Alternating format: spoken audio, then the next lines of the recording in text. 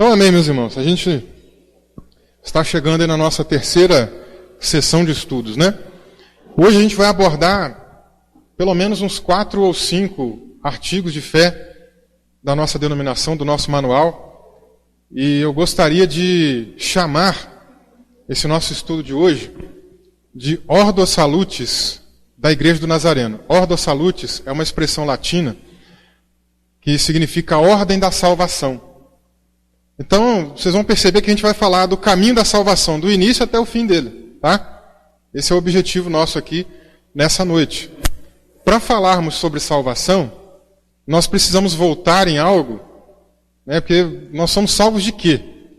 Somos salvos da condenação eterna, da ira de Deus. Mas para entender essa salvação, nós temos que voltar lá e entender por que nós éramos filhos da ira por natureza, como o apóstolo Paulo escreve, né, aos Efésios, né, no capítulo 2. Então nós éramos por natureza filhos da ira. Mas Deus então nos salva, né, nos tira desse caminho que nós estávamos seguindo. Por exemplo, Jesus, quando vai falar da sua missão, ele diz que veio ao mundo não para condenar o mundo, mas para salvar o mundo e resgatar aqueles que haviam se perdido. Quando ele está falando com Nicodemos, em João 3,16, né, ele vai dizer: Deus amou o mundo de tal maneira que deu o seu Filho unigênito para que todo aquele que nele crê não pereça, mas tenha vida eterna. Então a salvação é salvação de quê? Dessa condenação. É a condenação do inferno. É a condenação eterna. Deus nos salvou disso. Deus nos salvou dessa eternidade separado dele, num local de tormento eterno. Deus nos salvou da sua ira vindoura. Então, nós vamos falar sobre salvação. Mas aí, como eu já adiantei, para nós falarmos de salvação, nós precisamos entender de que nós estamos sendo salvos, né? Então, eu vou voltar aí no nosso artigo de fé que fala sobre o pecado. Então, nós temos aí, no nosso manual, o pecado é o nosso 5º artigo de fé. E nós cremos em 2 tipos de pecado: pecado original e pecado pessoal. Eu vou fazer a leitura do texto que está no nosso manual e vou explicando em seguida, né, o que nós acreditamos a respeito disso aí.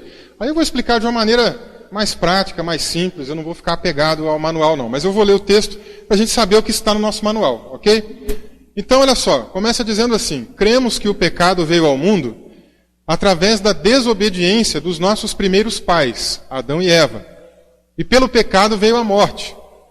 Cremos que o pecado se manifesta de 2 modos: pecado original ou depravação e pecado pessoal. Cremos que o pecado original ou depravação é aquela corrupção da natureza de todos os descendentes de Adão, pelo qual o homem está muito longe da retidão original, ou seja, do estado de pureza dos nossos primeiros pais, Adão e Eva, quando foram criados. É contrário a Deus, não tem vida espiritual e é inclinado para o mal, e isto continuamente. Cremos ainda que o pecado original continua a existir com a nova vida do regenerado, até que o coração seja inteiramente limpo pelo batismo com o Espírito Santo. Aí o batismo no Espírito Santo é o assunto da nossa nosso próximo estudo, semana que vem. Cremos que o pecado original difere do pecado pessoal, em que constitui uma propensão herdada para pecar, pela qual ninguém é responsável até o momento em que se negligencia ou se rejeita o remédio divinamente providenciado. Bem, aqui o último texto sobre o que nós cremos a respeito de pecado diz assim: cremos que o pecado pessoal constitui uma violação voluntária da vontade conhecida de Deus, feita por uma pessoa moralmente responsável. Portanto, não deve ser confundido com limitações involuntárias e inescapáveis, enfermidades, faltas, erros, falhas, ou outros desvios de um padrão de perfeita conduta, que são os efeitos residuais da queda do homem. Contudo, tais efeitos inocentes não incluem atitudes ou respostas contrárias ao Espírito de Cristo, que podem em si mesmas ser consideradas pecados do Espírito.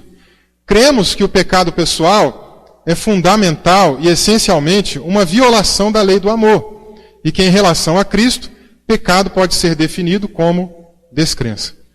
Bom, então a gente viu aqui que a gente acredita em dois tipos de pecado: pecado original e pecado pessoal. Tudo que a gente leu ali eu vou explicar agora de uma maneira, acredito eu, que mais simples para vocês. Então vou começar explicando sobre o pecado original. E por que é que nós chamamos esse pecado de original? Por 3 razões. Ele é original. Primeiro, porque ele se deriva da raiz original da palavra, da raça humana, perdão, né? Ou seja, ele vem dos nossos primeiros pais, Adão e Eva. Então é original por isso. Porque tem origem no primeiro casal da raça humana. E através dele, então, né, essa inclinação para o pecado, né, o pecado original tem a ver com a carnalidade do homem, né, com a inclinação para o pecado. Isso é uma das coisas que está envolvida dentro do conceito de pecado original. Então, depois do pecado do primeiro casal, toda a descendência acabou herdando isso. Né? Então, o pecado deles, né, acabou levando essa consequência para toda a sua descendência. Então, é original por causa disso, por causa dos primeiros representantes da raça humana, né, que pecaram.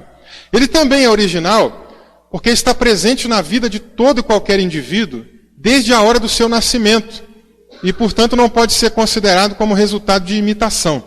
Então, o que isso quer dizer? Significa dizer que o pecado original também é chamado de original porque a pessoa já nasce com essa inclinação natural, já nasce com essa inclinação para o pecado. Ninguém precisa ensinar o ser humano a pecar.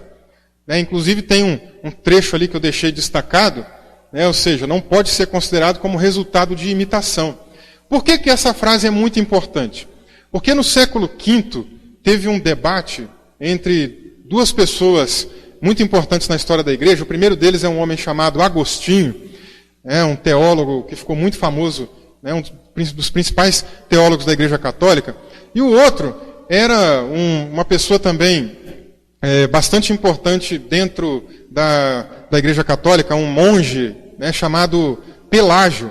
E o que aconteceu? O Pelágio, ele começou a defender que a criança, ela não nasce em pecado. Ele defendia que a criança, ela nasce neutra, espiritualmente falando, né? Então, ou seja, ela vai aprender a pecar por socialização. Ela vai ver o pai pecando, ela vai ver o pai mentindo, ela vai ver a mãe mentindo, ela vai ver alguém, né, um tio, um parente, um vizinho, né, fazendo alguma coisa errada e vai aprender a fazer errado por causa do que ela está aprendendo na sociedade. Mas isso aí está errado de acordo com a Bíblia. Então Agostinho entra em cena para rebater os ensinos errados do Pelágio. E ele começa a defender que não, que nós nascemos em pecado. Aí eu não vou adiantar aqui, porque daqui a pouco eu vou explicar com mais detalhes isso. Mas surge então nessa época, né? Então ele começa a explicar a respeito dessa questão do que nós chamamos hoje de pecado original. Que todas as pessoas já nascem com este pecado. Já nascem mortas espiritualmente. Por isso que Jesus fala para Nicodemos que é preciso nascer de novo. Está morto, o espírito está morto. E é necessário um novo nascimento. É necessário uma ressurreição do espírito, né? A pessoa precisa ser regenerada, ser gerada outra vez, ok? Então o pecado original também significa isso, que a criança já nasce em pecado. Aí daqui a pouco eu vou explicar com mais detalhes. Mas também nós chamamos de pecado original, porque o pecado original, né, isso que a gente já nasce com ele, vamos dizer assim, a origem de todos os demais pecados. Então, por exemplo, quando a pessoa tem aquela tendência a ser um adúltero, isso começa por quê? Por causa da carnalidade dela. Há uma inclinação dentro, né, dessa pessoa, no ser dessa pessoa, que acaba induzindo ela de alguma maneira, né, àquele tipo de pecado, àquele tipo de coisa. Né? Então, o pecado original ele também é a raiz, a origem dos demais pecados. Ok? Então vamos seguindo aqui, agora a gente vai entender melhor cada um desses 3 pontos. Vou explicar eles aqui biblicamente. Então, o primeiro deles ali, a gente viu que o pecado original tem a ver com a origem do primeiro casal. E onde que a gente vê isso na Bíblia? O nosso manual tem inúmeros versículos, né? Eu disse aqui que você pode baixar o manual gratuitamente na internet. Lá você separa todos os versículos que embasam, né? Pelo menos no nosso manual, a doutrina do pecado original. Eu estou separando um, porque a gente quer ganhar tempo. Né? Nós queremos aqui falar de vários outros assuntos também. Né? Então eu separei apenas um, que é o principal. Romanos capítulo 5, versículo 12, que diz assim: portanto, da mesma forma como o pecado entrou no mundo por um homem, E pelo pecado a morte, assim também a morte veio a todos os homens, porque todos pecaram. Então veja bem, o pecado ele se inicia na raça humana através de quem? Diz ali o apóstolo Paulo, que através de um homem. Quem é esse homem? Adão. Está representado na pessoa de Adão. Através do pecado de Adão e de sua esposa Eva, veio a morte, porque Romanos capítulo 6, versículo 23, diz que o salário do pecado é a morte. E se a gente voltar lá no Jardim do Éden, havia uma única ordenança, um único mandamento. E Deus havia dito para aquele casal, olha, vocês não comam da árvore do conhecimento do bem e do mal, porque o dia que vocês comerem, certamente morrerão. Então a consequência, de fato, foi a morte. Eles morreram. Através do pecado de um, entrou a morte. E através dessa desobediência, dessa morte, essa morte passou para todos os homens. Por quê? Porque todos os homens também pecaram. Então, a descendência de Adão já passa a nascer com essa herança pecaminosa. Ok? Então, quando nós falamos aqui de que o pecado original tem origem no primeiro casal, é em cima disso. Eles erraram e a sua descendência passou a herdar esta culpa também. Aí, de repente, pode surgir uma questão na nossa cabeça, mas não seria injusto nós pagarmos pelo pecado, né, de Adão e Eva? Nós não estamos pagando pelo pecado deles. Na verdade, nós herdamos a corruptibilidade, nós herdamos a inclinação para aquilo que é pecaminoso, que é o que a gente vai ver agora no próximo ponto. É isso que nós herdamos. Né? A herança é da corrupção da nossa carne. Né? A nossa carne é inclinada para fazer o que é errado. Mas ainda restou alguma possibilidade de fazer algum tipo de bem. O próprio Jesus, ele reconheceu, né, ele falou sobre a nossa natureza má, corrupta, quando ele foi falar a respeito da providência de Deus. Né? Então ele fala assim, se vocês que são maus sabem dar boas coisas aos vossos filhos, quanto mais o vosso Pai Celestial. Né? Então nós temos uma natureza má, inclinada para o mal, inclinada para o pecado. Mas ainda assim a gente consegue fazer alguma coisa boa. Né? Nós também chamamos essa doutrina, tem um outro nome no meio da teologia, que se chama total depravação. O que significa isso? Significa dizer que o ser humano foi afetado completamente, no seu todo, né, através do pecado de Adão e Eva. Então o pecado afetou as nossas atitudes, o pecado afetou a nossa humanidade, né? A gente viu ali que nós temos agora muito mais limitações, nós não temos mais a perfeição de Adão. Então, afetou, né, a nossa inteligência, o nosso raciocínio, afetou os nossos desejos, os nossos pensamentos. Houve, né, com a queda, efeitos muito ruins para a humanidade, ok? Então, a questão do pecado original, ela envolve isso daí. Total depravação tem a ver com isso. Nos afetou de uma maneira integral, total. Toda a nossa humanidade foi afetada pelo pecado de Adão. Mas isso não quer dizer que a gente não consiga fazer alguma coisa que seja aparentemente boa, né? Como eu expliquei aqui agora. Mas daqui a pouco eu vou explicar sobre a imagem de Deus. Aí vocês vão entender melhor como que ficou esse nível de corrupção. Então o primeiro ponto é que o pecado original, ele é chamado de original por causa de sua origem no primeiro casal. Também chamamos de pecado original porque tem origem no nascimento. Então a pessoa já nasce em pecado. Davi, por exemplo, no Salmo 51, diz assim, sei que sou pecador desde que nasci. Sim, desde que concebeu a minha mãe. Essa aqui é a tradução NVI, a nova versão internacional. As versões mais tradicionais aí que a gente usa, Davi vai dizer, em pecado me concebeu a minha mãe. Né? Então o que ele está ensinando? Ele está dizendo, olha, eu já nasci pecador. Eu já nasci com essa inclinação. Se você voltar no Salmo 51 e ler a partir do versículo 1, Davi vai estar falando do seu pecado com Batseba. E ele vai estar mostrando, né, é o ponto aqui do próximo tópico, né, que tem a ver com o pecado original ser a origem dos demais pecados. Ele vai estar falando o quê? Que o fato de ele ter cometido aquele adultério tem a ver com a sua natureza corrompida, tem a ver com a sua natureza de pecador. Então ele está dizendo aqui para a gente no versículo 5 que ele já nasceu em pecado. A criança nasce já em pecado, ela já nasce com essa herança de Adão. Então ninguém é inocente. Alguém pode olhar e falar assim, a criancinha é inocente. Ninguém, não existe ninguém que seja inocente. Ninguém merece salvação. Agora, a criança, nós cremos que ela é salva porque nós entendemos, eu vou chegar na expiação, já estou adiantando para vocês, mas nós entendemos que ela é moralmente irresponsável. Então por isso que ela é salva, né? Mas na hora que chegar na expiação, eu explico com mais detalhes. Então a criança já nasce em pecado. Já nasce uma pecadora ou um pecador. Quer ver um exemplo muito fácil da gente entender isso na prática? É só a gente olhar uma criança aí de 1 ano e pouco, 2 anos, né? O pai e a mãe não estão ensinando a criança a mentir, não estão ensinando a criança a brigar, mas não precisa ensinar, a criança aprende isso sozinha, porque é da natureza dela. A gente ganhou um cachorrinho lá em casa, o cachorrinho agora já deve estar aí, ele nasceu em maio, né? Então, maio, junho, julho, agosto, setembro, outubro, está fazendo aí 6 meses. Né? Mas olha, não adianta eu pegar aquele cachorrinho, sentar com ele e ficar tentando ensinar ele a miar. Vai dar certo? Alguém já tentou? Alguém já pegou um cachorrinho, sentou com ele e ficou, faz assim, miau, ele vai te obedecer? Não. Porque a natureza dele vai levá-lo a latir. Deu para entender? Então a mesma coisa acontece com o ser humano.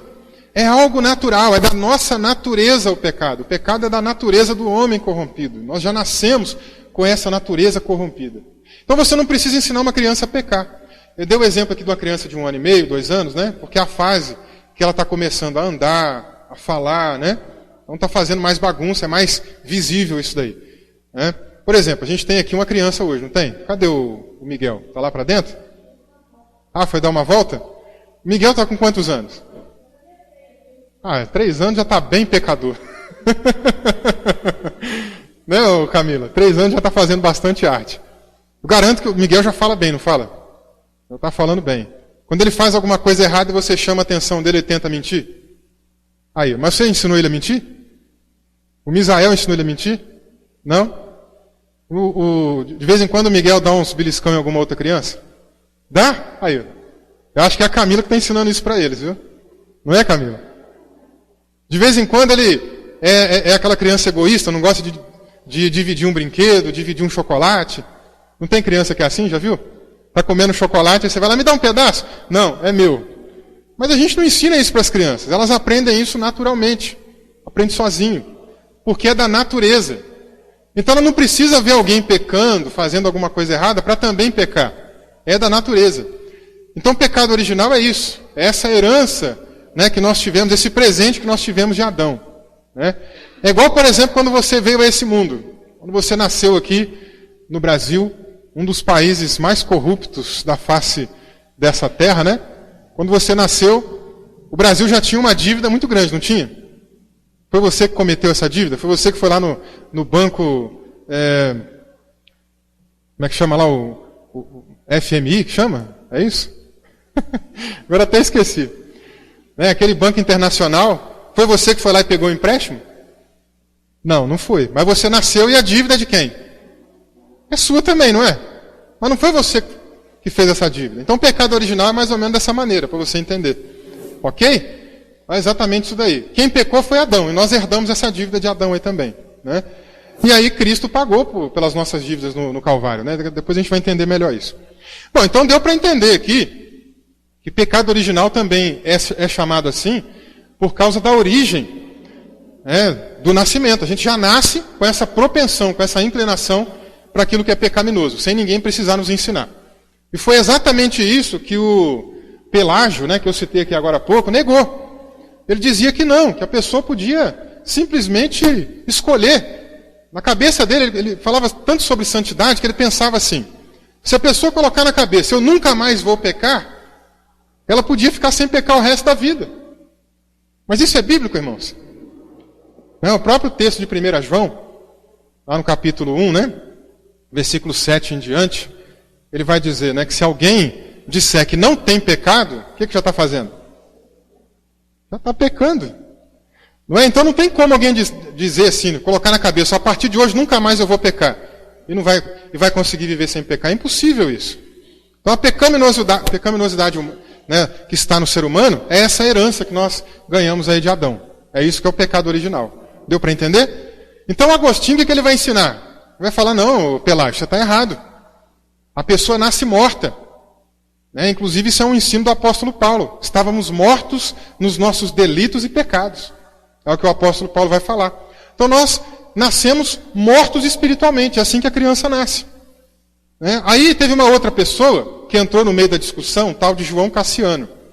E o que ele quis defender? Que a criança não nasce nem morta e não nasce nem neutra. Na cabeça dele a criança nasce doente, enferma, no sentido espiritual, viu gente? Não é nasce doente com problema de saúde, não. Nasce enferma espiritualmente. E também foi o ensino, que obviamente, eu já acabei de citar aqui que o apóstolo Paulo diz que nós nascemos mortos nos nossos delitos e pecados, então não preciso nem gastar muito tempo. Mas ele dizia então que a pessoa nasce enferma. O que ele estava querendo dizer com isso? Ele estava querendo dizer que a queda de Adão não nos afetou de uma maneira tão grande assim. Restou capacidade no ser humano de buscar Deus sozinho. Mas mentira, não restou essa capacidade. O ser humano foi completamente afetado pela queda nesse sentido de buscar a Deus. E aí eu vou explicar ali a ideia do livre-arbítrio. A gente vai entender aqui daqui a pouco. Então o ser humano que ainda não nasceu de novo, ele não consegue buscar a Deus sozinho. Tem que ter uma ação da graça para atrair essa pessoa. E onde nós encontramos isso na Bíblia? Em Romanos capítulo 3, versículo 10. Que vai dizer que não há um justo sequer, não há quem tenha entendimento e não há quem busque a Deus. Então esse texto, ele é o texto-chave para nós entendermos que a pessoa que ainda não nasceu de novo, não pode, pelas próprias forças, buscar a Deus sozinho. Não pode. Então o João Cassiano também errou aí. E aí a ideia do João Cassiano ficou conhecida como semi-pelagianismo, por causa do pelágio. Lembra lá? Eu falei do pelágio aqui agora há pouco. Então ele quis ficar mais ou menos, quis ficar no meio das duas coisas. Aí o ensino dele ficou conhecido como semi-pelagianismo, quase pelágio, A ideia era essa daí. Então o que ele acreditava? E que é o que muita gente acredita hoje, inclusive, viu? Que está errado. Ele acreditava que a pessoa podia sozinha buscar a Deus, e aí ela então se convertia sozinha, e Deus fazia o restante na vida da pessoa. Mas não é assim que acontece. Nós vamos ver aqui que é a graça de Deus que toma a iniciativa, atrai a pessoa, mostra a pessoa como é que ela é pecadora, e aí opera a salvação no indivíduo. Nós vamos ver isso aí no decorrer desse estudo aqui, ok? Então a gente já viu aí dois aspectos do pecado original, vamos para o terceiro agora, que é a origem de todos os outros pecados. Romanos capítulo 7, no versículo 8, o apóstolo Paulo diz assim: mas o pecado, aproveitando a oportunidade dada pelo mandamento, produziu em mim todo tipo de desejo cobiçoso. Então ele não está falando ali por exemplo, ele não está dizendo assim, o pecado da mentira gerou em mim todo desejo cobiçoso. Não, o pecado que ele está falando é essa ideia do pecado original. É a nossa natureza corrupta. A nossa natureza corrupta, essa herança que nós ganhamos aí de Adão, faz com que a gente, então, tenha todo tipo de desejo cobiçoso. Então, o pecado original, ele também é a origem, a raiz de todos os outros pecados. Por isso que a nossa natureza é corrupta, má, E a gente sempre procura, por causa da nossa natureza caída, escolher aquilo que desagrada a Deus. O próprio capítulo 7 de Romanos, se você depois der uma lida até o finalzinho dele, o apóstolo Paulo vai chegar a mostrar essa luta interna, que existe, e ele vai falar, aquilo que eu queria fazer, ou aquilo que eu quero fazer, não faço. E aquilo que eu não quero fazer, ou melhor, aquilo que eu quero fazer, eu não faço, e aquilo que eu não quero, eu faço. Então ele vai falar sobre isso, essa luta interna, porque há uma luta interna. Há uma carnalidade no meio do ser humano. Em Gálatas capítulo 5 também ele vai falar sobre isso, que há uma luta entre a vontade do Espírito, do Espírito Santo, e a vontade da nossa carne. E ele vai dizer que a carne milita ou briga com o Espírito. Há uma briga constante ali. A nossa carnalidade quer fazer o que é pecaminoso. E a nossa carnalidade tem uma tendência de ganhar, porque se a gente não alimentar a nossa espiritualidade, nós vamos ceder para a inclinação da carne. Então, há uma batalha interna aí entre nós. Isso por quê? Por causa disso aqui que o apóstolo Paulo está chamando de pecado. O pecado produz em mim todo tipo de desejo cobiçoso. Ok? Então deu para entender por que o pecado original se chama original? Por essas três razões. Então vamos seguindo aqui. Vamos ver um pouquinho dos efeitos do pecado. O pecado de Adão, ele ofuscou, ou corrompeu, a imagem de Deus. Em Gênesis capítulo 1, versículo 26, Deus nos revela que Ele nos criou a sua imagem e a sua semelhança, Então diz lá, façamos o homem a nossa imagem conforme a nossa semelhança. Deus criou o homem a sua imagem e semelhança. Mas o que é essa ideia de imagem de Deus, O que significa isso? O que quer dizer imagem de Deus? Então, a gente vai falar aqui sobre o que isso significa. São 3 coisas, na verdade. Eu quero aqui aproveitar um pouco daquilo que John Wesley ele ensinou. Eu gosto muito da maneira como ele dividia a imagem de Deus e vai servir para nós. Então ele divide de 3 maneiras: imagem natural, imagem política e imagem moral. Ele divide a imagem de Deus nesses 3 aspectos aí. O que seria imagem natural? Seria o que nós podemos chamar de livre-arbítrio natural. O que seria livre-arbítrio natural? Não quer dizer que é uma coisa inata do ser humano, não. Quer dizer, natural, uma capacidade de tomar decisões naturais. Então a queda ofuscou essa capacidade, mas ainda restou essa capacidade. Todo ser humano tem essa capacidade, esse livre-arbítrio para as coisas naturais. Mas foi ofuscado. Nossas decisões não são as melhores, né? Mas nós ainda temos essa capacidade de tomar decisões. Por exemplo, quando você estava saindo de casa para vir para o culto hoje, certamente você ficou em dúvida entre que roupa ia usar. Então você foi lá e exerceu o seu livre-arbítrio. Falou, eu vou levar essa roupa aqui. Isso é o livre-arbítrio natural, para as coisas corriqueiras do dia a dia, né? Outro exemplo, às vezes você quer se matricular num curso.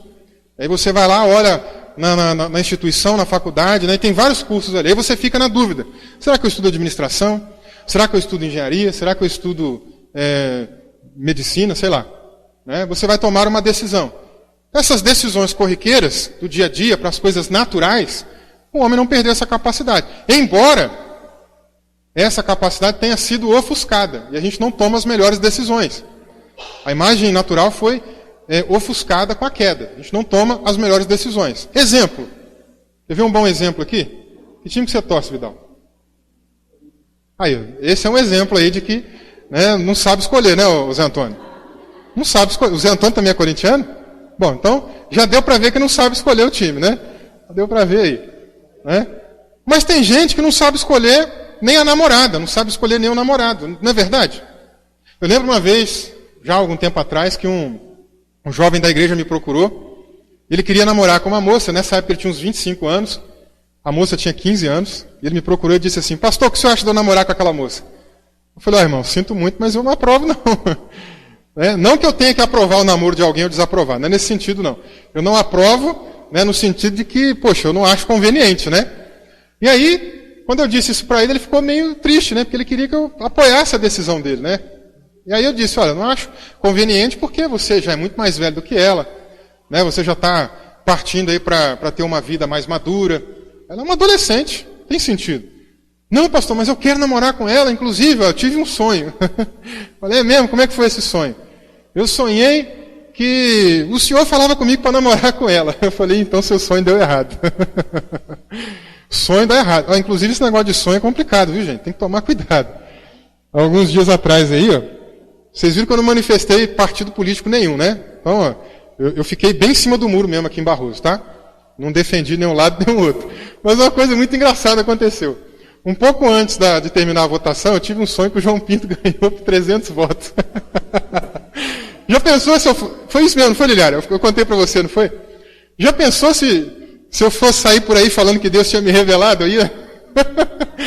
Eu ia passar vergonha, não ia? Então, esse negócio de sonho tem que tomar cuidado, viu? Então, olha só. Uma coisa importante aqui para nós entendermos, né? A nossa vontade natural foi afetada. Às vezes a gente não sabe tomar as melhores decisões. O rapaz veio me contar o sonho dele, eu disse para ele não namorar com a menina, ele resolveu namorar. O namoro não demorou 3 meses. Rapidinho eles terminaram, porque não ia dar certo. A menina estava novinha, querendo aproveitar a vida ainda, né? O rapaz já queria uma vida mais séria, mais madura, querendo casar. Não ia dar certo mesmo. Então as nossas decisões às vezes não são muito sábias, não. A gente, às vezes não consegue tomar as melhores decisões. Porque as decisões corriqueiras foram também afetadas pela queda de Adão. Agora, nós temos outros 2 níveis aqui da imagem de Deus, né, que eu acho interessante. Eu vou saltar a imagem política e vou passar para a imagem moral. Imagem moral não tem a ver com comportamento ético, com o que é certo e errado, não é nesse sentido não. Imagem moral tem a ver com o que nós podemos chamar aqui de livre-arbítrio espiritual. Então, olha só. Imagem natural, livre-arbítrio natural. Capacidade de tomar decisões corriqueiras. Ficou claro? E livre-arbítrio espiritual? Seria a capacidade do ser humano buscar a Deus sozinho e tomar essa decisão sozinho. Essa capacidade foi perdida com a queda de Adão. Né? E eu já citei aqui para vocês Romanos capítulo 3, versículo 10. Não há quem busque a Deus. Né? Então perdeu-se essa capacidade. Esse livre-arbítrio espiritual se perdeu. Né?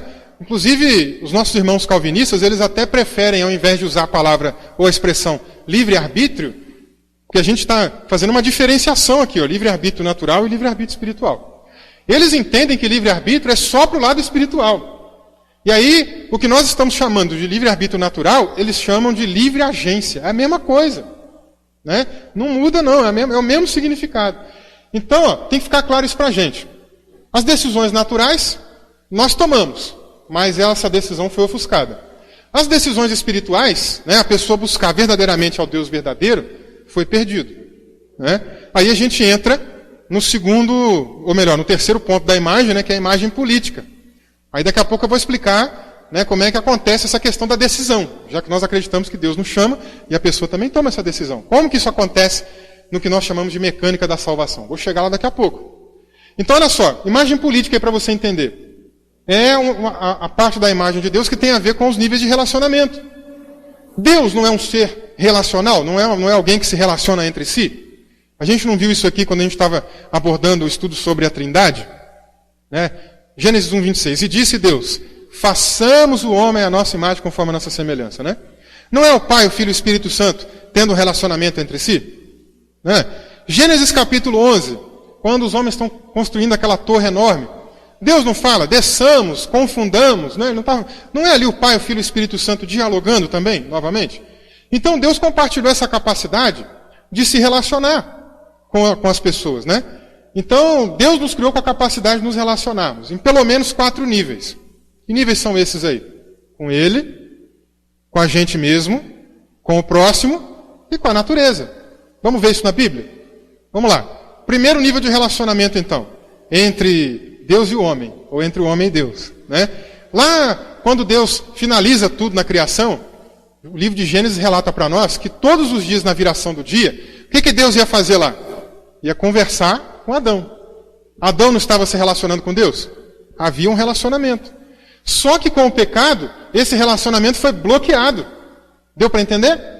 E aí o ser humano agora, por causa do pecado, não consegue buscar sozinho mais a Deus. Perdeu essa capacidade. Né? Romanos capítulo 3, versículo 23, diz assim, todos pecaram. A gente já viu que a herança do pecado foi para toda a raça humana, né? Uma herança universal. Ele não faz distinção de idade. Todos pecaram. E aí o que ele diz na sequência do versículo? E destituídos estão da glória de Deus. O que é a glória de Deus, irmãos?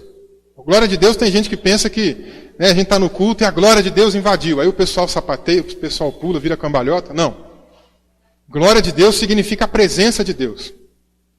Então, olha só, todos pecaram e estão destituídos da presença de Deus. Estão afastados da presença de Deus. Estão alienados da presença de Deus. É isso que Paulo está ensinando. Então houve uma separação. Agora, restou no ser humano uma noção de que existe algo além desse mundo. Até o próprio João Calvino concordava com isso. Ele vai chamar essa questão dessa noção, né, uma expressão latina, eu vou explicar para vocês aqui. Ele chama de sensus divinatis. Significa noção da divindade. O que significa isso? Significa dizer que o ser humano caído ainda consegue ter uma noção de que existe alguma coisa espiritual. Embora ele não consiga buscar verdadeiramente ao Deus verdadeiro. Mas ele tem uma noção. Você viaja por aí, né, vai fazer uma viagem missionária, chega num povo não alcançado que nunca ouviu falar de Jesus. Eles têm a religiosidade deles lá, não tem? Eles têm. Eles têm uma noção de divindade, têm uma noção de metafísico, de espiritual. Mas eles estão buscando verdadeiramente ao Deus verdadeiro? Não. Porque houve essa alienação, essa separação. Deu para entender? Então, o primeiro nível de relacionamento teve esse impacto por causa do pecado. Né? Esse foi o efeito. Segundo nível de relacionamento, consigo mesmo. Onde que está isso na Bíblia? A gente pode ver Adão, né, que foi chamado por Deus ali, criado, né, para poder cuidar do jardim, lavrar a terra e tudo mais. Né? Mas o que acontece? Chega um determinado momento que Adão está se sentindo solitário. Está sozinho, não tem ninguém para conversar. Só ele e Deus. Né? Mas, por exemplo, se ele quisesse compartilhar um sonho, um projeto, alguma coisa, não tinha outra pessoa para ele compartilhar. Né? Não tinha mais ninguém. Isso trouxe solidão em Adão. Deus percebe essa solidão. Isso é o quê? Relacionamento consigo próprio. Não é verdade? Então nós ainda temos essa capacidade de nos relacionarmos conosco. Mas isso também foi afetado pela queda. Não foi perdido, mas foi afetado. Então é o que eu costumo chamar de autoestima, né? Por exemplo, quando a gente aplica nesse ponto aqui, ó. Então, só para a gente exemplificar, tem pessoas que têm autoestima baixa, tem pessoas que têm autoestima muito alta. Isso tem a ver com essa questão da imagem política, né? Da questão dos relacionamentos. Então Adão estava lá com a autoestima baixa. Não tinha ninguém para conversar, não tinha ninguém para expor os seus projetos, sozinho, solitário. Talvez ele olhasse todos os animais em casais, né? O leão e a leoa, o elefante e a elefoa, e ele sozinho. Né? Então, a autoestima dele estava para baixo. Assim como a gente vê as pessoas também dessa maneira. Às vezes com a autoestima para baixo. Com dificuldade de se relacionar consigo mesmas. Tem pessoas que são muito introvertidas. Tem dificuldade, às vezes, de colocar uma ideia para fora.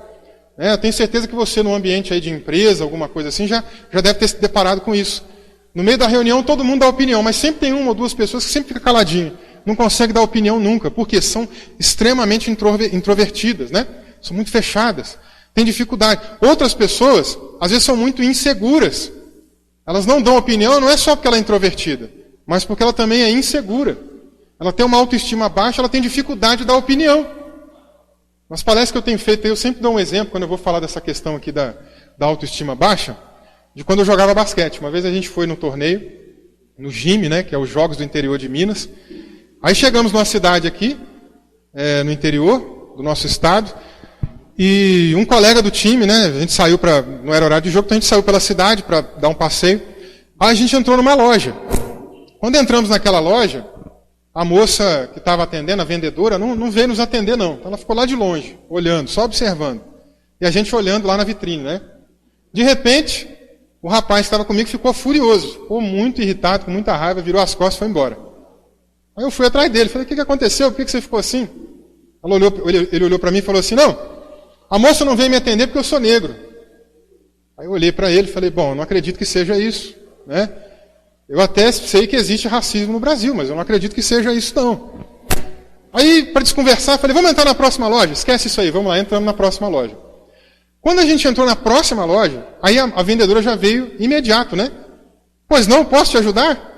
Aí ele já virou as costas e saiu andando de novo. Eu fui atrás dele, e agora? O que foi? Não, a moça veio me atender porque eu sou negro. Puxa vida, né? Tem que tomar uma decisão. Mas isso tem a ver com a autoestima. É o relacionamento dele consigo próprio. Né? Ele estava com um problema sério, né, de autoestima. Ele tinha uma deficiência nessa área. Então tem muitas pessoas que são assim, que talvez você conheça, que talvez esteja aqui no nosso meio. A imagem de Deus foi corrompida nesse ponto. Nós temos essa dificuldade. Agora, tem aquelas pessoas com autoestima muito alta também, que se acham os donos da verdade, se acham muito bons, se acham melhor do que todo mundo, se acham mais sábio do que todo mundo, né? Esse também é outro problema. São aquelas pessoas que às vezes você vai dar uma opinião, vai dar uma ideia, não, a sua ideia não presta, a minha que é boa, a minha que tem que prevalecer. Então, olha só, aqui já dá para a gente começar a entender como que a ideia do relacionamento conosco vai, inclusive, afetar o próximo nível de relacionamento, que é o relacionamento com o próximo. Já que Adão estava lá para baixo, com a autoestima baixa, né? O que Deus faz? Cria uma companheira. Aí a gente chega no terceiro nível de relacionamento. Aí agora, ele tinha uma ajudadora para estar do lado dele, a sua esposa. Ele vai se relacionar com a esposa. Depois vai se relacionar com os filhos dos filhos. E assim vai. Então agora o nível de relacionamento vai para o próximo. Mas olha só como é que o nível de relacionamento, né, de a gente com a gente mesmo acaba afetando com o próximo. Quer ver? Olha só que interessante isso que nós vamos falar. Imagine bem, a pessoa com a autoestima baixa, ela tem dificuldade, às vezes, de colocar ideias, de expor alguns assuntos, né? Ela muitas vezes é insegura. E ela vai ter dificuldade de relacionar com o próximo. É às vezes aquela pessoa que teve, sei lá, na família, talvez a mãe foi traída, o pai foi traído, sei lá. Né? Ou ele num relacionamento, né, num namoro, num noivado, não sei, foi traído. Aí agora, depois que se casa, vai ter dificuldade também, porque há um problema, né, que não foi bem tratado, e aí a pessoa agora tem a autoestima balançada por causa daquilo, e ela tem dificuldade de confiar no marido, na esposa, de ter um relacionamento saudável, por causa de uma coisa do passado. Então a autoestima baixa afeta o relacionamento com o próximo. E o contrário, a autoestima elevada afeta o relacionamento do próximo com aquela pessoa. Porque aquela pessoa que não ouve ninguém, que não se acha sempre o melhor, normalmente o que vai acontecer? Ninguém vai querer pedir mais opinião, ninguém vai querer mais pedir as ideias, ninguém vai querer ir lá conversar. Porque já sabe, não, tudo que eu falar é o que vai valer o dessa pessoa mesmo, né? Então, viu como é que acaba afetando também o relacionamento com o próximo? Então a imagem política tem a ver com isso daí. Aí a gente chega no quarto nível de relacionamento, que é o relacionamento com a natureza. Lá em Gênesis 1:26 mesmo a gente vai ter isso. Façamos uma nossa imagem, conforme a nossa semelhança. Domine eles sobre os peixes do mar, sobre as aves do céu e por aí vai. Então o ser humano também foi criado para poder se relacionar com a natureza. Mas a queda também trouxe um grande efeito nesse relacionamento. Ao ponto de agora a gente só querer ganhar da natureza. A natureza que se lasca para lá e a gente só quer ganhar, não é verdade? Normalmente é assim. Então, o relacionamento com o reino animal, por exemplo. A gente vê aí as pessoas com criação. Enche de anabolizante, os bichinhos crescem muito mais rápido. Está prejudicando o animal. A pessoa acha que está se beneficiando mais porque está produzindo em larga escala. Vende mais carne, dinheiro volta mais rápido para o bolso. Mas os anabolizantes são produtos químicos, vai para a nossa mesa. Afeta o relacionamento com o próximo também. E aí, ao mesmo tempo, vai afetar o relacionamento consigo próprio, porque às vezes a gente vai ficar doente, e com a doença, nós vamos ficar às vezes meio deprimidos, meio ansiosos. Está vendo como é que afeta tudo? Isso reino animal, reino vegetal, mesma coisa, corte de árvore, os agrotóxicos que joga aí nos vegetais que vêm para a nossa mesa depois, legume, tudo mais. Relacionamento com o reino mineral, mesma coisa. A gente tem aí em Barroso a indústria cimenteira, e a gente tem lá uma mineração. Uma mina já acabou, não é isso, Vidal? Já esgotou, não é isso? Ainda não, mas está acabando. Já não funciona. Mas é um buracão enorme lá, e não tem como repor aquilo para a natureza mais. A hora que acabar vai virar uma lagoa enorme, não vai servir para mais nada. Então, às vezes a gente vai extraindo da natureza para ganhar, como a gente tem lá outros combustíveis que vêm da natureza também, carvão, coque e tudo mais. São coisas que não podem ser voltadas para a natureza, são combustíveis que a indústria acaba utilizando, que não são renováveis. Então, se perde isso. Então, aqui a gente percebe que o relacionamento com a natureza também foi afetado. Porque o ser humano só quer ganhar. Deu para perceber como é que o pecado afetou o nosso meio, o lugar onde a gente vive? Afetou completamente, irmãos. Afetou o modo como a gente se relaciona com a gente, afetou o modo como a gente se relaciona com o próximo, afetou o modo como a gente se relaciona com a natureza e, principalmente, afetou o modo de relacionamento do homem com Deus. Porque separou o ser humano de Deus. Trouxe uma alienação da criação da criatura com o Criador. Então é muito séria essa questão do pecado, já deu para perceber. E não apenas isso, o pecado é algo tão pernicioso que existem muitas formas de nós pecarmos. Eu vou enumerar aqui pelo menos 5. Para a gente ver como é que o pecado é destruidor. Olha só aqui, primeira forma de pecar. Através de atos de transgressão.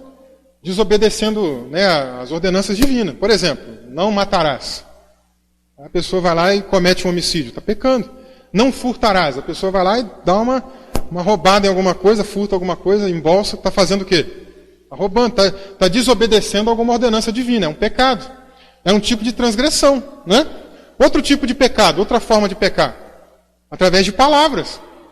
Inclusive isso aqui é tão sério que Jesus chegou a dizer que nós vamos ter que prestar contas diante do Senhor de cada palavra frívola que sai da nossa boca. O que significa isso? Cada palavra fútil, boba, que a gente falar, proferir. Então olha só, quantas vezes a gente joga conversa fora, irmãos? Fala besteira, fala coisa que não deve, palavrões, mentiras, fofocas, são tantas coisas que saem da nossa língua. Não é à toa que Tiago fala que esse membro é o menor do corpo, mas é o que mais faz estragos. Então a língua é um membro perigosíssimo. E como que a gente peca através do nosso falar, do nosso linguajar? Temos que vigiar a nossa língua, mas é uma das formas de pecar. Outra forma de pecar, através dos sentimentos.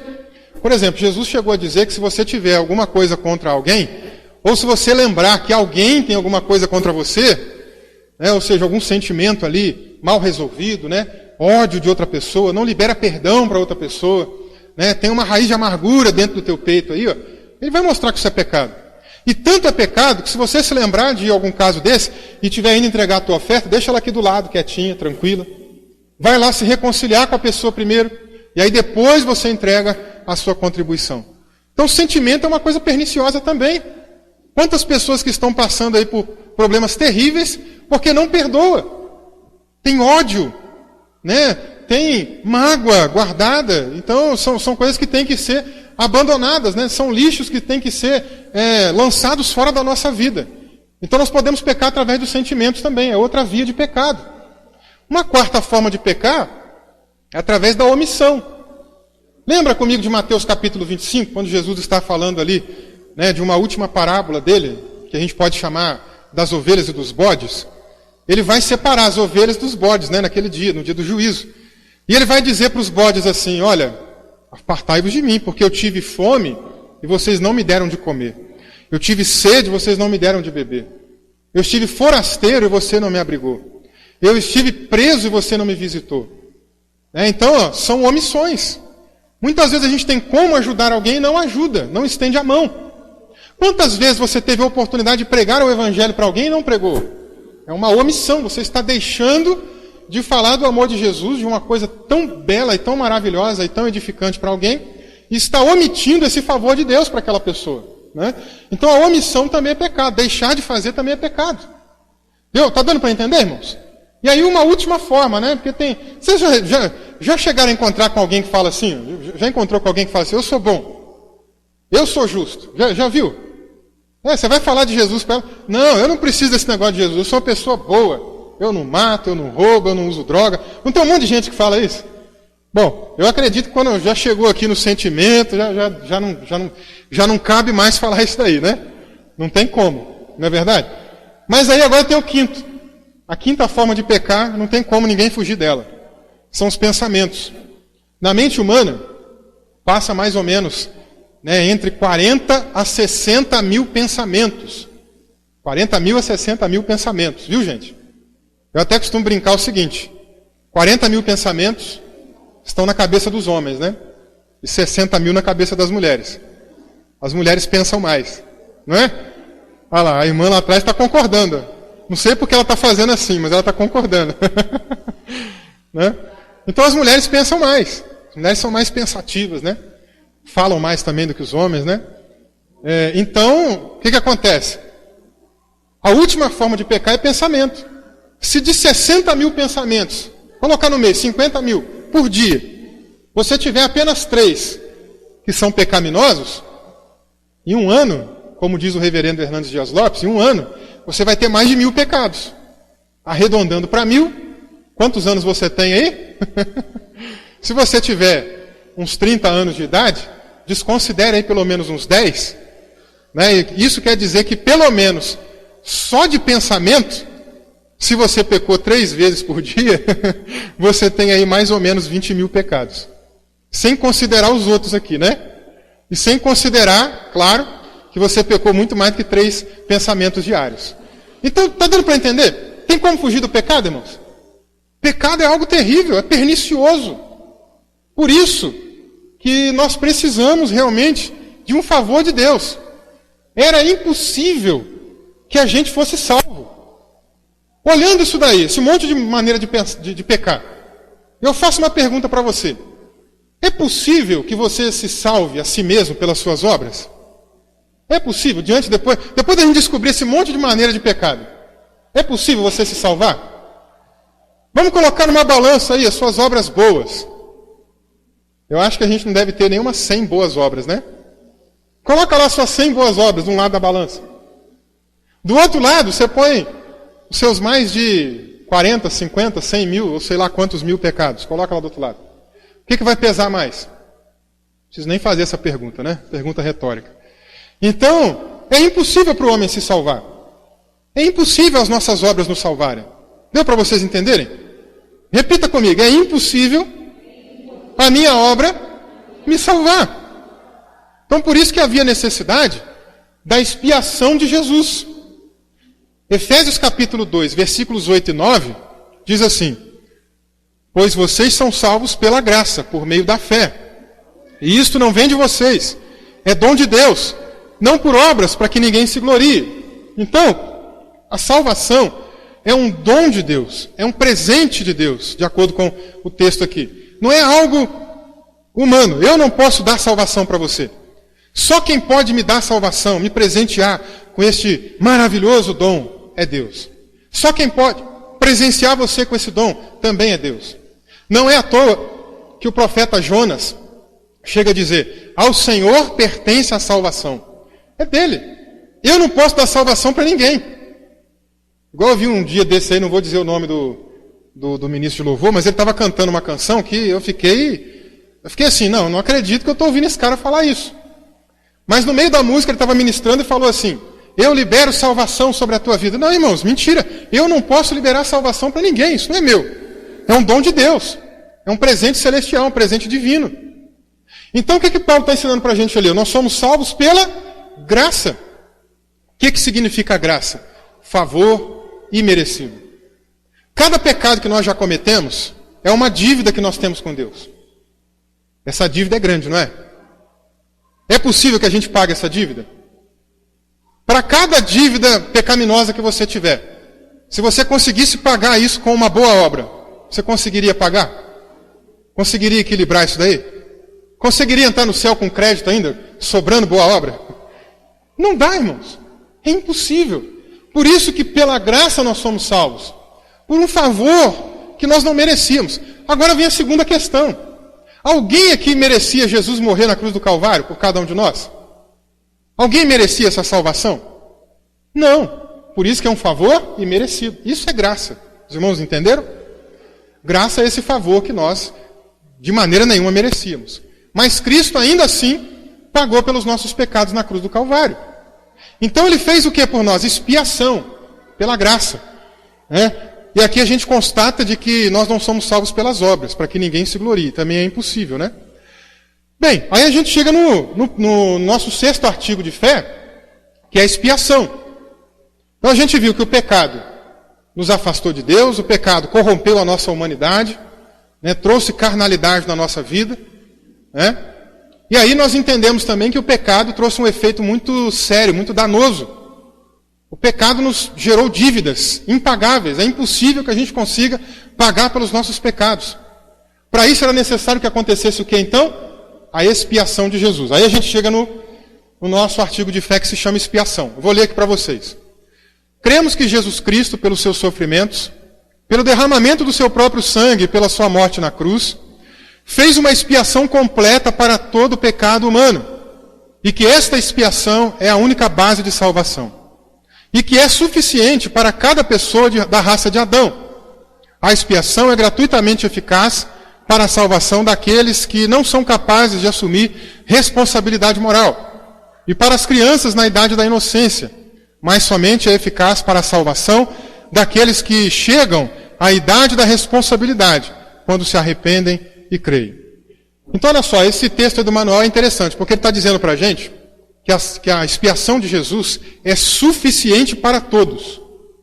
Ou seja, aquilo que Jesus fez no Calvário, nós não precisamos fazer absolutamente mais nada. Você precisa fazer mais alguma coisa para obter a sua salvação? Ou Jesus já fez tudo? Pagou por completo? Mas tem gente que acredita que tem que pagar mais coisa. Tem gente que acredita que Jesus no Calvário não pagou tudo, que ele desceu depois no inferno e pagou mais um pouquinho. Está errado também. Tem gente que acredita que você, quando morrer, vai para um outro local chamado de purgatório e lá vai pagar mais um pouquinho pelo seu pecado. Para depois ser salvo então definitivamente. Mas a Bíblia nos mostra que a expiação de Jesus, irmãos, foi suficiente. Jesus já pagou por todos os nossos pecados. Já está tudo pago no Calvário. Tanto que uma das últimas frases que Jesus fala no Calvário, quando ele diz assim, está consumado. Sabe o que significa essa frase no original, no grego? Significa está pago. Então Jesus pagou no Calvário pelas nossas dívidas. A gente não viu que o pecado é uma dívida? Nós não tínhamos dívidas impagáveis e infinitas? Ele pagou. Em Colossenses capítulo 2, o apóstolo Paulo vai dizer que Jesus riscou o escrito de dívida que era contra nós. É como se a gente tivesse uma promissória, um monte de débito, de dívida, e ele foi lá e rasgou tudo. E nos deu, então, a oportunidade de salvação. Deu para entender o que Jesus fez no Calvário? Então, o que é expiação? Outra coisa antes de eu falar o que é expiação. Então, olha só, a expiação de Cristo é suficiente para todos, mas não quer dizer que salva todos. Porque nem todo mundo vai ser salvo, vai? Não. Então agora tem um outro jogo de palavras. Ela é suficiente para todos, mas ela é eficiente para todos que se arrependem e creem e para os moralmente irresponsáveis. Então olha só, suficiente quer dizer que ninguém precisa fazer mais nada para ser salvo. Só tem que se arrepender e crer. E só isso aí é o necessário. Não precisa fazer mais nada. Penitência, pagar depois em algum outro lugar, mais nada. Tá? Então é suficiente o sacrifício de Cristo. Mas ele só é eficiente quando? Quando a pessoa se arrepende e crê. Aí é que a salvação é operada na vida daquela pessoa. Mas e quem não pode crer ainda? Como o caso de uma criancinha, né? A gente pegar o Miguel aí de 3 anos, né, o Camila, perguntar para ele, você acredita em Jesus? Você acredita que você tem que se arrepender dos seus pecados? Ele não vai entender nada disso aí não, né? Então nós acreditamos que ele é salvo. Porque, moralmente falando, ele é irresponsável. A mesma coisa nós entendemos para aquelas pessoas que têm distúrbios mentais, que também são moralmente irresponsáveis. Então a graça de Deus é salvadora para essas pessoas aí. Deu para entender? Então beleza, entendido isso, vamos para o próximo ponto aqui. Vamos entender o que é expiação. Então expiação nada mais é do que o pagamento pelo nosso pecado. Expiação é quando alguém paga no lugar do outro. Não tem, por exemplo, aí uma frase que a gente usa muito, que é bode expiatório? Todo mundo já ouviu essa frase aí, essa expressão? Já? Por exemplo, eu lembro uma vez que eu trabalhava aqui na fábrica, e aí estava tendo uma confusão no meio do pessoal da área da operação, né, de produção. Um monte de gente fazendo umas coisas erradas lá, umas gambiarra na hora da produção. E o que a supervisão decidiu fazer? O pessoal fala que ele foi pegar um para Cristo, não é assim que eles falam, Vidal? Foi pegar um para Cristo. Por quê? Porque ele foi servir de bode expiatório, né? Aí pega uma pessoa e manda embora. Aí todo mundo fica assustado. Mandou embora, né? Vamos consertar. Aí todo mundo se conserta. Não é assim que costuma acontecer? Aí eles falam que aquela pessoa serviu de bode expiatório. O que é bode expiatório? Significa que ele pagou por todo mundo. Né? O bode expiatório tem lá na Bíblia. Acontece lá no dia da expiação. Um dia, né, que o Senhor definiu para o povo judeu celebrar o primeiro dia do ano civil. Né? Então naquele dia o pessoal se reunia. O sacerdote oferecia um sacrifício de um cordeiro, e ele também pegava um bode, impunha a sua mão sobre o bode, confessava o seu pecado e o pecado de todo o povo de Israel, e depois soltava o bode do deserto. E o bode, simbolicamente, carregava o pecado do povo. Deu para entender? Então ele era bode expiatório, ele pagava, ele levava o pecado de todo mundo. O que Jesus fez por nós no Calvário? Expiação. Ele pagou os nossos pecados, ele levou os nossos pecados. Ficou claro? Com essa palavra aí difícil, expiação, agora você já sabe o que é. Expiação, na Bíblia, também vai aparecer com outras 4 expressões aí, 4 outras palavras que também têm a ver com o seu significado. A primeira delas é substituição. Ou seja, Cristo foi o nosso substituto. Porque quem que deveria pagar pelo pecado? Não éramos nós? De quem que era a dívida? Não era nossa? De quem que era a punição, então? Também não era nossa? Mas Cristo nos substituiu. Então a expiação de Cristo foi substitutiva, porque era para nós estarmos lá sendo mortos, mas ele morreu no nosso lugar. Expiação também envolve redenção. Redenção tem a ver com resgate. Né? Então olha só, havia um preço a ser pago. Nós tínhamos condições de pagar esse preço pelo nosso pecado? Não. Quem pagou esse preço? Jesus. E qual foi o preço que ele pagou? O seu sangue puro, imaculado e imarcessível. Amém? Então Cristo pagou pelos nossos pecados e trouxe redenção para nós, nos resgatou. E ele pagou esse resgate para quem? Tem gente que acha que Jesus pagou para Satanás. Ele não pagou para Satanás. Satanás, tem até um negócio que roda na internet várias vezes, né? Não sei se vocês já viram aí uma ilustração de um cara que tinha um passarinho e tal. Aí ele foi lá e pagou para poder ilustrar como se fosse Deus usando Jesus para pagar para Satanás. Não, a gente não devia nada para Satanás. Nós devíamos para Deus. Então Cristo no Calvário está pagando para quem? Para o Pai, para Deus. Ele está falando, está pago. Pagou para quem? Para Deus mesmo. Ok? Então as nossas dívidas foram pagas para Ele. Não para homem, não para o diabo, para mais ninguém. Foram pagas para o próprio Pai Celestial. Terceiro aspecto, envolve propiciação. Lá em 1 João, capítulo 2, versículo 2, diz que Jesus é a propiciação pelos nossos pecados. Não apenas pelos nossos, mas pelos do mundo inteiro. Propiciação tem a ver com satisfação, aplacar a ira de alguém. Então olha só, eu disse aqui que Efésios capítulo 2 diz que nós éramos filhos da ira por natureza. Né? Então nós éramos filhos da ira por natureza. Nós merecíamos a ira de Deus. E a ira de Deus é o quê? É lançar as pessoas que não foram obedientes. Onde? No inferno, lago de fogo e enxofre. Esse era o nosso merecimento. Né? Mas Deus, na sua ira, enviou seu filho. O que o seu filho fez? Aplacou a ira de Deus. Quer ver um exemplo muito simples? Eu sou flamenguista. Eu consegui escolher um bom time, viu, pessoal? Eu escolhi um time melhorzinho aí. Está melhor do que o Corinthians. Né? Aí os confrontos, não. Estatisticamente, os dois jogando não tá bem, não. Mas enfim, imagina que eu ganhei uma camisa do Flamengo, autografada pelos jogadores, que eu nem sei o nome deles, viu? Nem sei, eu não acompanho futebol. Então eu ganhei uma camisa. Aí o Zé Antônio, que é corintiano, foi lá e pegou a minha camisa. Escondeu ela, rasgou ela, jogou ela no canto aí, só para me fazer raiva. Obviamente, eu fiquei com muita raiva do Zé Antônio. Falei, que absurdo, ele roubou a minha camisa, rasgou ela toda, escondeu de mim. Aí eu estou com muita raiva do Zé Antônio. Passo na rua e nem olho na cara dele. Né? Aí o que acontece? Aparece no meio dessa situação aí, para mediar essa causa, deu para entender? Ele é o ofensor, eu sou o ofendido. Isso representa quem? A humanidade e Deus. Está claro? Aparece uma outra pessoa no meio, para poder aplacar essa ira. Agora é o Vidal, que apesar de corintiano, ele gosta muito de mim também. Ele fala assim, eu vou dar uma camisa do Flamengo para o meu amigo Vinícius. Né? Aí ele vai lá e compra uma camisa do Flamengo, leva no Maracanã, pede o pessoal para assinar e traz para mim. Fala assim, está aqui, esquece o que o Zé Antônio fez, deixa para lá esse negócio, está aqui a sua camisa de volta. Eu olho a camisa, novinha, falo, não quer saber de uma coisa? Obrigado, Vidal. Ô Zé Antônio, esquece o que aconteceu, estamos juntos de novo, aperta a mão do Zé Antônio. A minha ira passou. Deu para entender? O que Cristo fez por nós no Calvário, propiciação, significa isso. Deus estava irado com a humanidade, mas o sacrifício de Cristo aplacou, né, ou satisfez aquilo que Deus exigia, né, porque nós não conseguiríamos pagar. Mas o sacrifício de Cristo, Cristo não pecou, Cristo foi perfeito, ele então satisfez as exigências do Pai e pagou pelos nossos pecados e deixou Deus mais tranquilo. Ficou claro o que é propiciação? Que é uma palavra que aparece, que a gente às vezes não entende, mas tem a ver com expiação. E a última delas aqui é remissão. Então olha só, se redenção é pagar o preço, é pagar a dívida, remissão é deixar você então não mais devedor, é a clemência, né? É você então receber o perdão daquela dívida.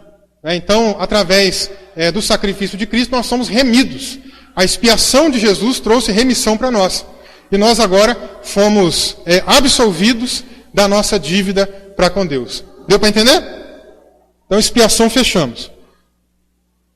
E aí nós acreditamos que essa expiação, ou seja, o sacrifício de Cristo, né, Jesus veio aqui nessa terra, veio morrer. Por quem que ele veio morrer? Só por um grupo de pessoas ou por toda a humanidade? Nós acreditamos que é por toda a humanidade, por toda a raça humana. E aí nós temos alguns versículos bíblicos, que eu não vou ficar explicando porque não dá tempo, né? Mas eu só vou citar os versículos aqui. O primeiro deles é Atos, capítulo 17, versículos 30 e 31, que diz assim, mas Deus, não tendo em conta os tempos da ignorância, anuncia agora a todos os homens, em todo lugar, que se arrependam, porque tem determinado um dia em que com justiça há de julgar o mundo por meio do homem que destinou, e disso deu certeza a todos, ressuscitando-os dentre os mortos. 1 Timóteo 2,4, porque isto é bom e agradável diante de Deus, nosso Salvador, que quer que todos os homens sejam salvos e cheguem ao pleno conhecimento da verdade. 1 Timóteo 4,10, porque para isso trabalhamos e somos injuriados, pois esperamos no Deus vivo, que é o Salvador de todos os homens, principalmente dos fiéis. E o último texto aqui, o Hebreus 2,9, vemos, porém, coroado de glória e de honra aquele Jesus que fora feito um pouco menor do que os anjos, por causa da paixão da morte, para que, pela graça de Deus, provasse a morte por todos. Não é o último ainda não, tem mais dois ainda. 2 Pedro 3,9, o Senhor não retarda a sua promessa, ainda que alguns a tenham por tardia, mas é longânimo para conosco, não querendo que alguns se percam, senão que todos venham a arrepender-se. E por último, agora sim, 1 João 2,2, ele é a propiciação pelos nossos pecados, e não apenas pelos nossos, mas também pelos do mundo inteiro. Né? Então a gente viu ali que todos, o mundo, está aparecendo em todos aqueles versículos, mostrando que Jesus veio morrer por toda a humanidade. Aí se Jesus morreu por toda a humanidade, pagou pelo pecado de toda a humanidade, toda a humanidade não deveria ser salva? Não, porque existe uma questão condicional na salvação. A pessoa precisa se arrepender e crer. Por exemplo, João 3,16 mesmo é um texto clássico para isso, né? Deus amou o mundo de tal maneira que deu o seu Filho unigênito para que todo aquele que nele crê não pereça, mas tenha vida eterna. Então tem que crer e tem que se arrepender, senão não tem a salvação. Aí como que fica essa questão do pagamento dos pecados então? Aí são duas coisas que a gente tem que fazer distinção. A primeira delas é o que a gente chama de provisão de pecado. Então na cruz, Jesus fez a provisão do pagamento dos pecados. Ele deixou pago, ele fez a provisão, ele fez ali um ato, né, que deixou ali disponível para todo mundo. Mas esse perdão só vai se consolidar, se efetivar, quando a pessoa se render a Cristo. Enquanto ela não entrega a vida para Jesus, não há justificação, não há remissão de pecado.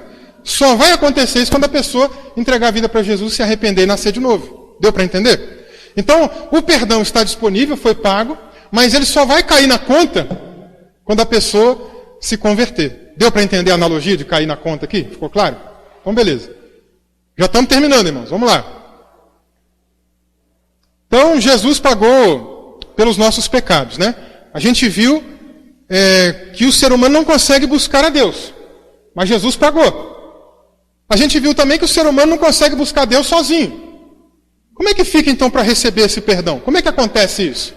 Já que o homem sozinho não consegue ir, mas Jesus já pagou. Como que acontece essa situação? Aí é o que a gente chama da ação da graça de Deus também. Nós chamamos, já é o nosso próximo artigo de fé, o artigo 7º, né? Nós chamamos de graça preveniente. Acompanhe comigo o texto aqui rapidinho.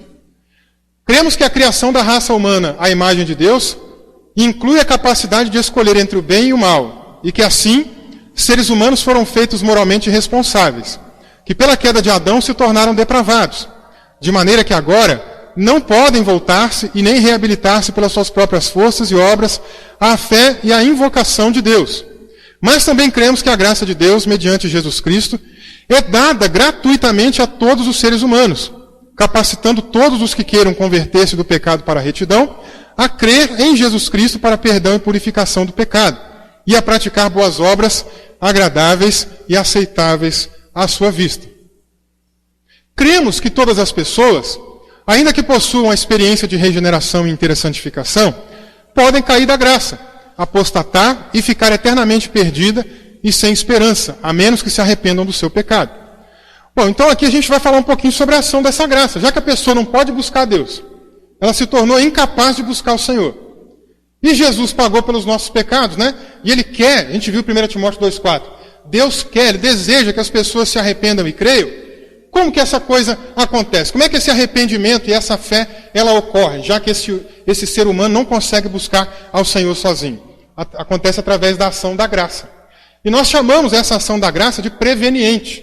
Preveniente é uma expressão que vem do latim. São duas palavras. Pré, que vem de antes, né? Por isso que você faz o pré-vestibular, por isso que você faz o pré-natal, né? A mulher, né, na verdade. E venir, que tem a ver com vir, ir ao encontro, né? Então, é a graça que vem antes ao nosso encontro. Deu para entender? Isso por quê? Para mostrar que é Deus quem toma a iniciativa para atrair as pessoas. Por exemplo, em João capítulo 16, versículo 8, Jesus está falando sobre a vinda do Espírito Santo. E ele fala assim, quando ele vier, convencerá o mundo do pecado, da justiça e do juízo. Então, quem faz esse papel de ir ao encontro do pecador, atrair o pecador, iluminar o pecador, é quem? É Deus. É Deus quem toma essa iniciativa e chama o pecador ao arrependimento. Só que essa graça, ela pode ser resistida.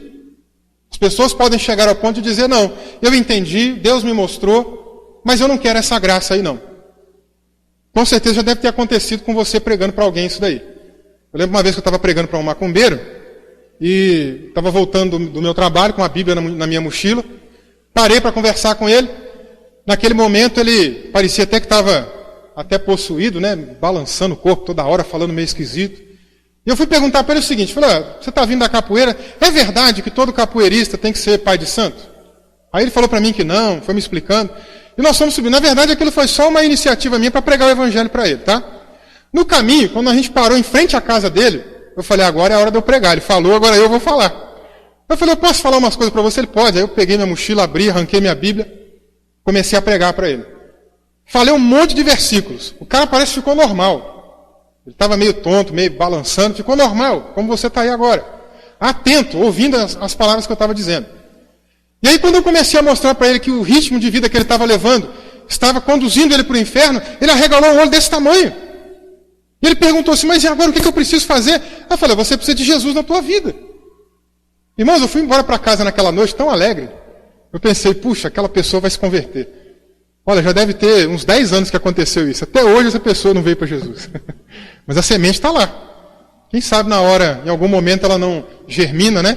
E dá fruto. Mas tem pessoas que resistem. Naquele momento parecia que a pessoa entende, né? Pelo menos entender, ela entendeu. Tenho certeza disso. Mas ela resistiu à graça de Deus. Ela resistiu, ela não quis entregar a vida para Jesus Cristo. Então essa graça pode ser resistida, pode também ser aceita. Uma outra passagem aqui que fala sobre a ação dessa graça está em Atos 16, 14. Que diz assim, ali Paulo está chegando na cidade de Filipos, né, para fazer a sua viagem missionária. E no momento da sua missão ele encontra algumas mulheres e começa a pregar para elas. E diz no versículo 14 que uma das que ouviam era uma mulher temente a Deus chamada Lídia, vendedora de tecido de púrpura, da cidade de Tiatira. Olha lá a ação da graça preveniente ali. Ó. E o Senhor abriu o seu coração para entender a mensagem de Paulo. Então quando a gente prega o Evangelho e anuncia essa boa nova, sabe o que acontece? O Espírito Santo usa a nossa vida, irmãos. Por isso que a gente não pode deixar de pregar. E a graça de Deus alcança aquela pessoa, ilumina ela e mostra que ela está indo para o caminho da perdição eterna e convida ao mesmo tempo aquela pessoa para o caminho de salvação.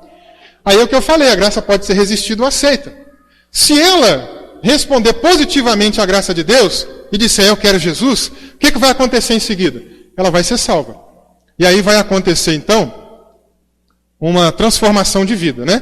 Aqui, por exemplo, mostra que através da ação da graça de Deus é que a pessoa então vai ter o seu arbítrio liberto e vai poder tomar a sua decisão, a sua escolha por Jesus ou não.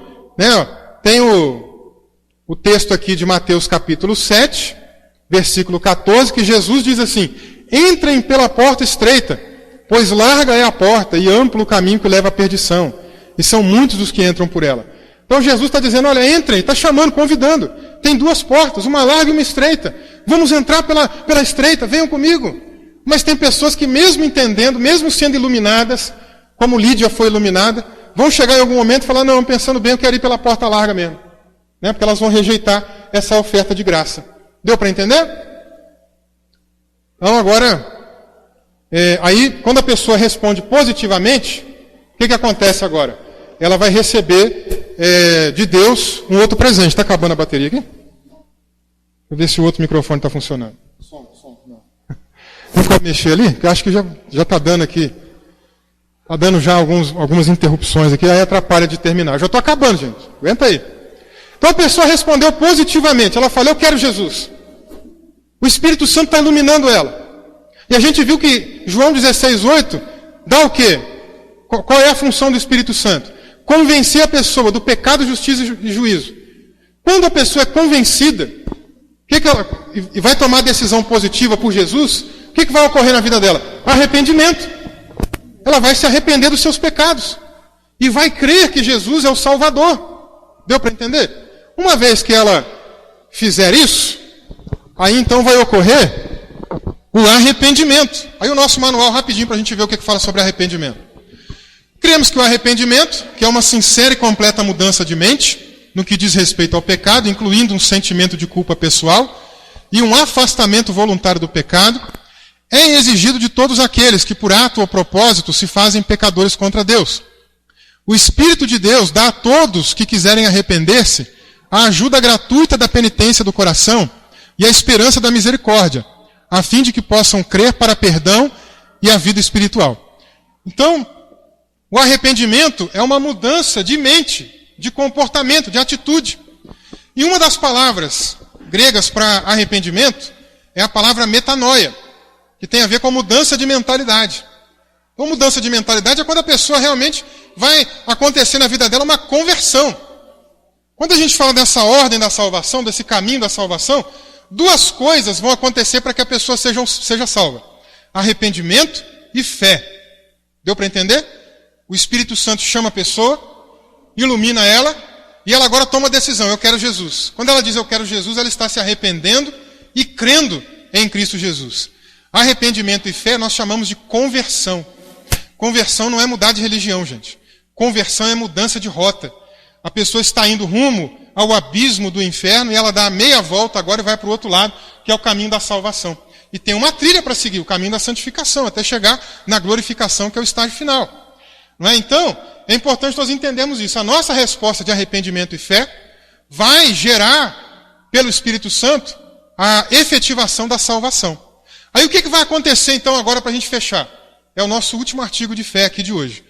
Quando a pessoa aceita a Cristo, Deus simultaneamente justifica, regenera e adota aquela pessoa no corpo de Cristo. Então olha lá, só para a gente ler aqui o que o manual fala sobre esses pontos. É o 9º artigo de fé. Justificação. Cremos que a justificação é aquele ato gratuito e judicial de Deus, pelo qual Ele concede pleno perdão de toda a culpa, a libertação completa da pena pelos pecados cometidos e a aceitação como justo a todos aqueles que creem em Jesus Cristo e o recebem como Senhor e Salvador. Então, a gente viu que nós não somos justos. Nós vimos aqui que o nosso pecado nos torna injustos.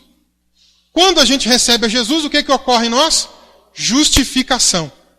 Então Deus olha para nós e na posição de Cristo, de estar em Cristo, Ele vê alguém justo. Nós somos justificados pelo Senhor. Romanos capítulo 5, versículo 1, vai dizer: justificado, pois, pela fé, tenhamos paz com Deus por intermédio do nosso Senhor e Salvador Jesus Cristo. Ok? Justificação é isso daí. Então nós não somos justos, mas a justiça de Deus nos justifica e nos dá salvação. E ali sim, consolida aquela efetivação de perdão de pecado, porque a pessoa agora foi perdoada do seu pecado. Agora a remissão acontece na vida dela. Ok? Ao mesmo tempo vai acontecer a regeneração, que é o novo nascimento. Jesus não fala para Nicodemo, você tem que nascer de novo? Regeneração é o novo nascimento. Então olha lá o que o manual diz. Cremos que a regeneração, ou o novo nascimento, é aquela obra da graça de Deus, pela qual a natureza moral do crente arrependido é despertada espiritualmente, recebendo uma vida distintamente espiritual, capaz de fé, amor e obediência. É uma mudança de natureza. Deus faz com que a pessoa nasça de novo. Ela tinha o espírito morto, caído, separado de Deus, e agora ele nasce outra vez e se torna uma nova criatura. Ok? Nasceu de novo, Deus agora vai adotar também essa pessoa. Ela vai fazer parte da família de Deus. Cremos que a adoção é aquele ato gratuito de Deus, pelo qual o crente justificado e regenerado se constitui um filho de Deus. Para a gente finalizar aqui, ó. Todo mundo é filho de Deus? Não.